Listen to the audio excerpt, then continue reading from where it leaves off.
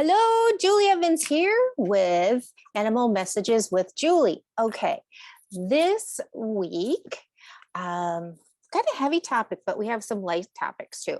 Okay, so this week we had three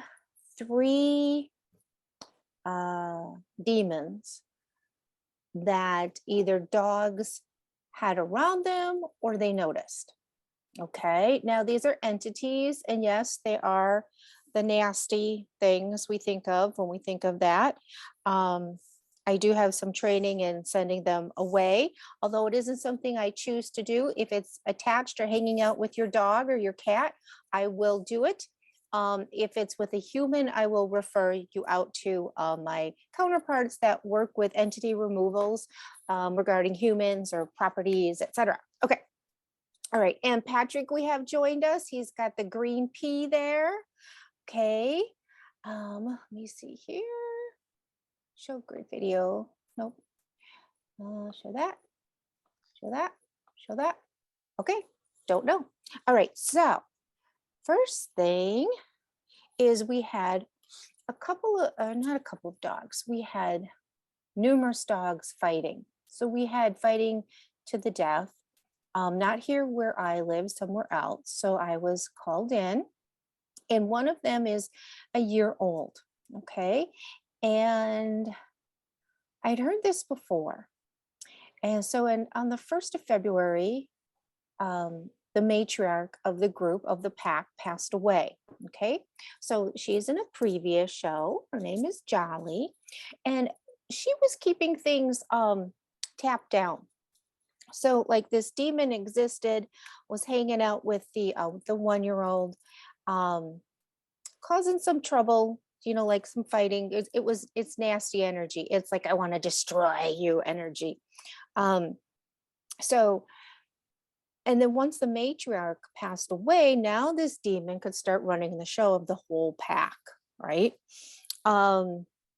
And if you want to learn more about them, there's a book called Talk to the Entities. Again, Access Consciousness, where part of my training is from. Oh yeah, I always forget to tell about me. If this is the first video you are watching, I feel what the animals feel. I'm an empath, so I feel in my body what they feel. So I know if something's hurting them, if their gallbladder's hurting, if their wrist is hurting them, if they have a headache, sinus, whatever.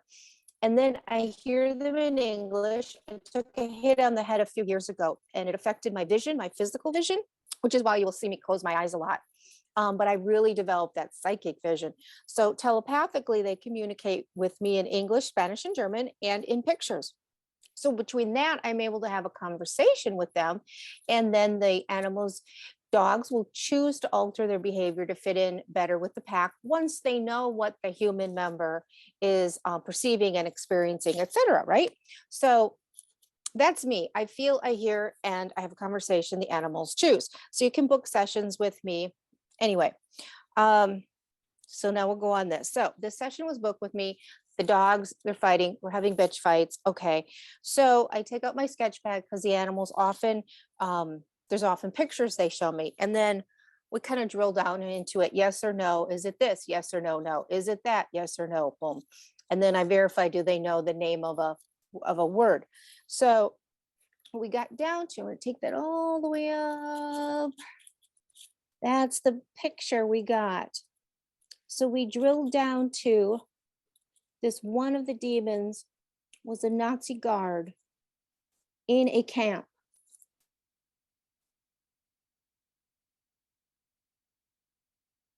So it's gone now. It went back to where that demons are from another realm. Okay. I did not have a conversation with it. Those that are out there worried about my soul, don't worry, it's protected. If you want to pray for me, great. I can use all the prayers. Like I said, I don't like to deal with these, but if it's messing with a pack, then I will. It's in my foray when it's in an animal here, So, okay. And anyway, in that particular home, yes, there was a grandfather who was since deceased, right? that had been a prisoner of war in a Nazi camp and had escaped. And one of the things was a bayonet, and that actually was in the gun safe in that home. So, yeah, our lesson here is, guys, if you find something, leave it where you found it. Just leave it. You find it in Europe, just put it down, put it down. You find it in an Indian burial ground, put it back down, leave it where you found it. These things have energies attached to them. So now our 1-year-old is back to being about 10 weeks old. It's similar to a human that would start drinking or doing heavy drugs at a young age. And we've all heard it, that the growth, the maturity gets stunted. Not their physical growth, they'll still grow to be 6'3" if that's what they're meant to be, but their emotional, social growth. And so the same thing happens with an animal. If a demon has taken over them, and you'll know it because there'll be these bitch fights that are just to the death. So, okay, she has another puppy companion that's helping her through it, another psychic being. Next day, we roll on to the next day, right? I go to the store, right? I'm in my own space here in Wisconsin. I go to the store. I come back, and the dog that I spend a lot of time with, it's not mine, I spend a lot of time with, has black eyes and is barking like that. Like, oh my God, so what's going on? And then she scolds me for using the wrong door. I'm like, okay, what else is going on? And she's like, bad people, bad people. And so I'm like, okay, I sit down with her and I'm like, what's going on? Okay, bad. And then I go through the whole thing. Is it an entity? Yes. Is it a demon? Yes. And it came right out, like onto the sketch pad. NAZI. So it was like the Nazi things bothering again. Check safes of people that have been in this space. Check their safes at home, because it's not usually women, but it's usually men. It could be women too that like that memorabilia. So anyway, and we have the space that I live in, the communities, there's a lot of German descendants here and European descendants, period, but from that particular area. So drill down into it. I'm like, is it the same? Because as you're thinking, I'm like, okay, did this other one come back? Nope. Once they're gone, they're gone. So is it the same? No, it's a new one. Is it a guard? No. Okay. So we drill down into what Nazi energy it was. And in fact, there were 2 of them. So while I was gone at the store, a couple of people visited and came to the building that I utilize, and 2 of them actually had more entities attached to them. So that made 3 in 2 days that showed themselves. Again, did this, go back, blah, blah, blah. So I'm okay. And then the dog just slept and slept, and she didn't want me to go get a cup of tea because my body was feeling like it needed hot water or body temperature water, because when dealing with entities and energy can be very dehydrating, because as you know, energy flows through water. So salt and water and sugar is something that is needed in the bodies of people that do the work that I do. Anyway, she was like, no, you stay with me, you protect me. I'm like, okay, I'll stay right here and protect you. What's another 20 minutes? So did that. So, okay, the lesson there is, if your dog is acting like Cujo, could be an entity. So someone like me, doesn't have to be me again, just someone like me. And even if they don't deal with entities, they have a referral that would deal with entities. If your animal is not behaving, or your pack is not behaving like they have, bingo.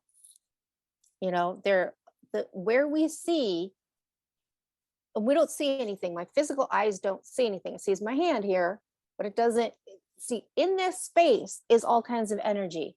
And in that space is all kinds of entities, beings, groupings, oxygen exists. Do we see it with our eyes? No. Carbon dioxide exists. Do we see it with our eyes? No, but it exists. So think of entities as that. Just because we can't see it with our eyes doesn't mean it exists. And some of them are nasty, but it's easy peasy to get rid of them once somebody has been trained and has the gifts to be able to even sense them. Okay. All right. So enough with that heavy topic. I asked, God over and over and over again, should I talk about this? Because it seems so heavy. And I know I'm going to upset the Christians because they're going to be like, oh, demons are awful. Yes, they are. But I kept getting a yes. So apparently this is needed out there in the universe as a topic for someone to see. Okay, so we did that. We did 3 Nazi demons gone. We got the, bring it up real close. So I've got the coupon for the breeders, and that'll be electronic. And so the breeders, dog breeders, will have it on their websites. Or if they hand out a basket of goodies, it'll be in their basket. It's got the QR code for easy. And then this area right here, we just click on that area and it goes right to scheduling the free session. Okay, we got that. Lenten special, the reconnection session. That's a special for reconnecting with your pet that's passed over. Check my time. Okay. And I do want to show you this. Okay, so this is 9 compartments. One of them's missing. It's under a piece of furniture, I'm sure. So I use this in feeding the dogs because their mind is part of their eating because they catch their prey normally. So the mind is part of it. So we use this, and this dog that I work with is a new one with 36 compartments. And I said, okay, you bring me 2 paying trauma clearing dog appointments, and you'll get an upper level treat tray. We just call this a treat tray. It's actually a puzzle. Treats go in there. And okay, so she brought me more than 2 dogs, but she didn't know what paying was. So we'll go over that possibly next time because we're already at 12 minutes. Let me look at the chat to see if there's the chat. Let me see. I'll see if Patrick has any questions. Any questions? Send that out. Can you hear me? See if he has any questions coming back. No, yeah, no questions. He's got no questions. Okay. How is their behavior now? It's been better this week. But I've been working shorter shifts this last week, so they're not alone as much. So I'm able to get them outside more, and so fewer accidents. Yeah, and you're knowing that when they go to the door now, then you take them out, right?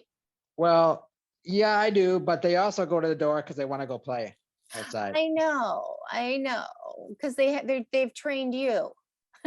Yes, so I gotta know. Sometimes they just can't go outside because they want to go outside every time they want to go outside. Right, but okay, so just to play, they'll go to the door 10 times a day if they want to go play outside. So one thing that I did with a smaller dog is the dog was in the kitchen with the toddler gates, right? Mm-hmm. Okay, that's the one I sent the picture to you of the little one that you were like, okay, don't step on that one. It's about 12 pounds. So he could come out of the kitchen after he went poop outside. Okay. So he would go poop in the dining room, right? And he could be outside for an hour and not go poop, right?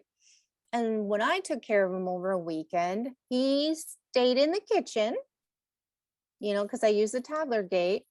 And then once he went poop outside, he got the run of the house. Mm-hmm. And he learned then that, okay, if I want the run of the house, I have to first go poop outside. Mm-hmm. Now yours are a little bigger, so the toddler gate is not going to hold up. Well, they do have a gate. They got the whole kitchen while I'm at work. So, Uh-huh. and it's a long gate. It's tall, you mean? Well, it's actually long. It's probably about 15 feet long. Okay. So they got the whole kitchen that they stay in when I'm at work. Yeah. And so if I'm gone more than 8 hours, they can't hold their bladder that long and they have an accident. Yeah. So They are can't, you using the pee pads? they chew them up. Oh, geez. I didn't even think of that. Okay. Really? All right. Yeah. Okay. That makes, mm-hmm. They think it's Okay. fun. They think it's one of their toys and it's fun. Well, they're bored and they have that poodle blood in them. They got the lab blood in them. Those are both working breeds. Yeah. Um, And they got yeah, toys. They're not left without toys. They've got 4 toys that they play with. But the pad is fun to chew up.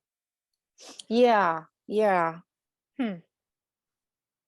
So that doesn't help. You basically have to put a drain in the middle of the kitchen floor. Hmm.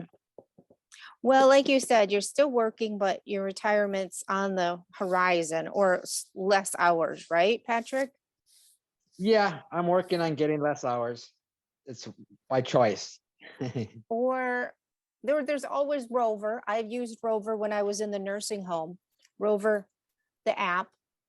Mm. In the morning, someone came in and let Chico out. Because it's people who watch the videos know I spent 2 months in a nursing home, and Chico was by himself in an upper unit, except for 2 walkers that would come. Each would come a half an hour during the day. So he and I learned a lot from him, and I learned a lot, really to hone the telepathic abilities with that experience. So I mean, I do like Rover, and I don't know what it cost in your section, Patrick, but in my area, it cost like $15 a time. Somebody would come and let them outside, let Chico outside. Yeah, it's an idea. I'll check into it. Yeah, yeah, um, yeah. I still, because it's the intermittent reinforcement with the scratching of the door. Because if you let them out sometimes, but not all the time, it's intermittent reinforcement, which is the strongest psychological reinforcement on a human or a dog. Mhm. So by letting them out only part of the time when they scratch, you're really strongly reinforcing that scratching behavior at the door. Mhm. They're not learning to do it only when they want to go poop or pee. Okay.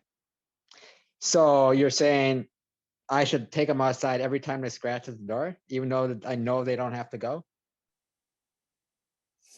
I'm saying we need to come up with a different method, because doing it only part of the time really strongly reinforces that. So they'll just try it even more. Like you said, they'll try it 10 times a day just to Mhm. see what time will get you to take them outside. Mhm. So, hmm, yeah, more outside. Yeah. Yeah, we're working on it. And this really didn't start until winter started, Winter. Yeah. because in the spring, summer, and fall, we're outside a lot anyway. So, Yeah. but as soon as winter came, it's getting cold out, but they don't care. They like going outside. So, So, yeah, they were used to going outside more in summer and fall. mhm. And then now it's And then less. So, they would go for a lot more walks too, because we go for a walk a couple times a day. And yeah, so they'd be able to relieve themselves, and then they were able to hold it. right, right. Like, um, the walk helps it get moving, you Right, know? So then it comes out when they're outside, right? Whereas right. in winter, we take shorter walks because we, the human, are freaking cold. Anybody watching this, because it's across the world. We are in the Midwest of United States of America. And like we had an ice storm this week, and it can be anywhere from 2 degrees to 22 degrees. That's Fahrenheit, and it's all below freezing. And the wind just whips. It like it feels like shards go into your face of rain, but it's not rain, it's ice. So our walks with our animals get a lot shorter when this weather appears in winter. And then the bowels start to move, and we go back inside because we're so freaking cold. And then they relieve themselves in the house. This is a common issue around here. Yeah. So yeah. But if you can try when they scratch to take them out every time they scratch. Mhm. And I know you're going, ugh. Yeah, well, I guess the solution to that would be is only take them out for a couple minutes, and if I notice that, hey, they're just going out there because they want to play, take them right back in. Exactly. Going, no, this wasn't a poop one, this is a play one. Yeah. And be like, I mean, because right now they're smarter than you, and what you just suggested was you being smarter than them. Okay. Yeah. Like you take them out like every time you scratch, because you don't want that to get stronger, right? You want that to decrease. We want it to go only when they have to go poop and pee and scratch. And then as soon as you notice that this is a playing thing, nope, turn around, right back in. Like I did with the little dog, it was like right back into the kitchen. So he learned in one weekend, oh, this isn't any fun. If I could get a bowel movement going, then I get to have fun outside. I get to roam the whole house, and so, exactly. Just, I like that idea. Just take them out. And when you notice that it's just a playtime, be like, okay, we're heading back in because wintertime, we're outside for poop only. It's too freaking cold for the human. And I explained to that. So let me explain to them. CJ, are you there? Yep. Yep. Okay. He doesn't have 2 coats of hair. He doesn't have any coats of hair. See, they have 2 coats of hair, dogs. Most dogs have 2 layers. And we don't. And they don't have sweat glands on their body. It's on their paw pads and their nose. So they don't get as cold as we get, so they don't quite understand. I mean, they'll get cold, but they don't quite understand us wanting to run back inside. Yeah. Is there a fear there? No. Oh, okay. Yeah. They told me, yeah, we're just in control of the show. Yeah. That's what I thought, CJ. So they go and they scratch and they see if they can get you to move or not. And then they try like 15 minutes later, scratch, is he going to move? Scratch. Let's see what we can get out of them, kind of a thing. Yeah. Well, thank you for talking. Sure. Okay, we're going to log off or stop recording or whatever I got to do here. Okay. All right. Yeah. And thank you for taking the heaviness of the whole demon thing so we can end on a high note, on a happier note. Interesting topic. Yeah. Okay. I'm going to stop okay. Bye, everybody. Stop in the recording.